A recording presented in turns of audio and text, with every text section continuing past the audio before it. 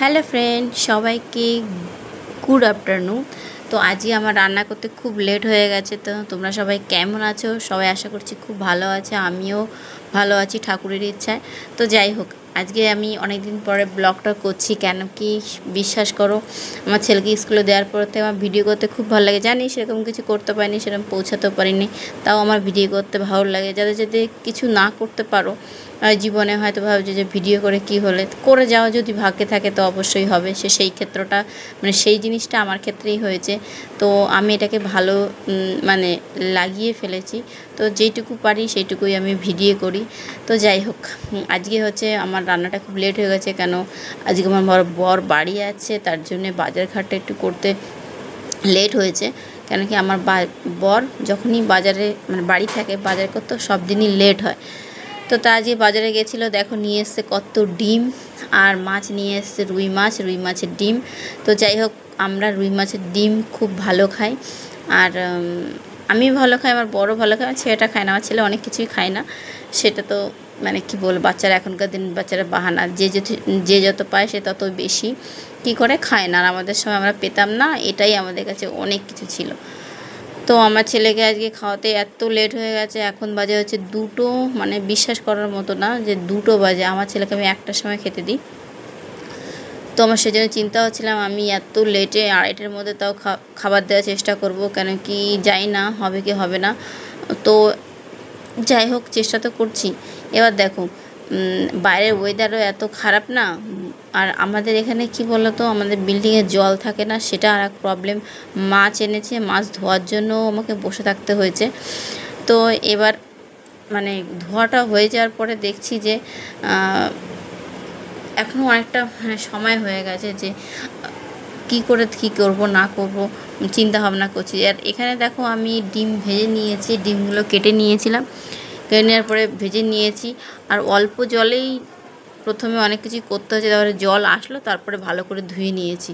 আর মাছগুলো ডিম বিশাল ছেটে, আর আমার তো প্রচণ্ড ভয় করে মাছ ছিটকে গেলে। এখনও পর্যন্ত আমার ছেলেকে রান্না করা হয়, মানে স্নান করানি, কি বলছি আমি, স্নান করা হয়নি। অনেকদিন ব্লগ করি না, এই জন্য ভুলে গেছি, শুধু উল্টাপাল্টা হয়ে গেছে। এখানে দেখো আমার ছেলে চলে এসেছে, পাগলাটা।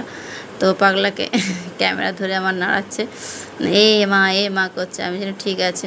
আর এটা দেখো আমার ছেলে কত চিত্র এঁকেছে, দেখেছো, ছবি এঁকেছে। এবার ছেলে আমার স্নান করবে, স্নান করার সাথে সাথে দেখি ডিম ভাজাতে ভাত দেওয়া যায় কিনা, কিন্তু আমি জানি ও খাবে না, তাও চেষ্টা করব দেওয়ার, যাতে ও খায়। এখানে দেখো আমার ডিম ভাজা মোটামুটি হয়ে গেছে, আর কিছুটা হলেই হয়ে যাবে। ভাবছি ডিমের ঝোল মানে ডিম দিয়ে মাছ দিয়ে ঝোল করব, আর কিছুই করব না। এখানে আমার ছেলে স্নান করেই যাচ্ছে, আমি বললাম বেরো। এবার বেরিয়ে মানে স্নান হয়ে গেছে, মাথাটা মুছে আশ্রিয়ে দিয়েছি চুল। এবার একটু ডিম খেতে দিয়েছি। আমার বড় একটু খেয়ে নিলে পরে আমার ছেলেকে দিয়েছি। আমার ছেলে যেহেতু খায় না, আমি জানি যে ও খেতে ভালোবাসে না, তাও ওকে জোর করে দিয়েছি কিছু একটুখানি খাক। আর ডিম খেলে না ও বলবে কি ভাত খাবো না। এটার একটা অভ্যাস, মুখে স্নান করে ও শুধু ভাতই চাই। ও মুখে মানে অন্য কিছু দিলে আর ভাত খাবে না।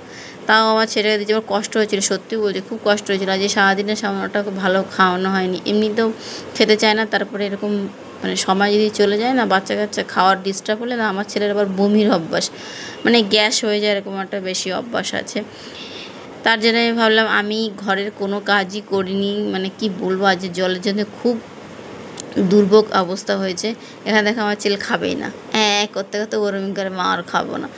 তো যাই হোক, আমার ছেলে খেলো না। এবার আমি তাড়াতাড়ি করে মশলাটা তুলে দিলাম, শুধু ডিমের ঝোল দিয়ে ভাত খেয়ে ভাবলাম একটু ঝাল করি। ও বলে মা একটু ঝাল করবে, আগে ঝাল খেত না, এখন ঝাল খায়, তাই ভাবলাম একটু ঝাল করে করি। তো সেই হিসাবেই করলাম।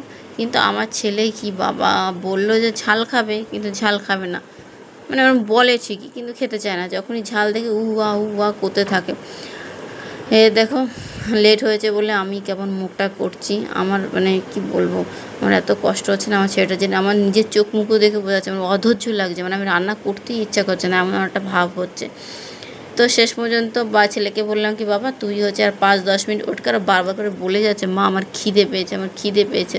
দেখো আমি সব দিয়ে ঝোল করে দিয়েছি, আর এবার রান্নাটাও হয়ে গেছে। এবার ছেলে ফোন দেখছে আর বাবা খাইয়ে দিচ্ছে। আমি বললাম তুমি একটু খাইয়ে দাও, আমি তাহলে স্নান করে আসি। তা বলছে ঠিক আছে। এবার ঝাল হয়েছে। এবার রেগে যাচ্ছে। এই যে বাপ ছেলে খাওয়াতে বসলে না শুধু রাগারি, দেখেছো? শুরু হয়ে গেছে মারপিট। খাবি না কেন? যখন চিপস খাস তখন তো ঝাল লাগে না। আমি বললাম বাবা খেয়ে নে, আজকের মতো অল্প করে খেয়ে নে। কিন্তু ও বেচারা খাবে না।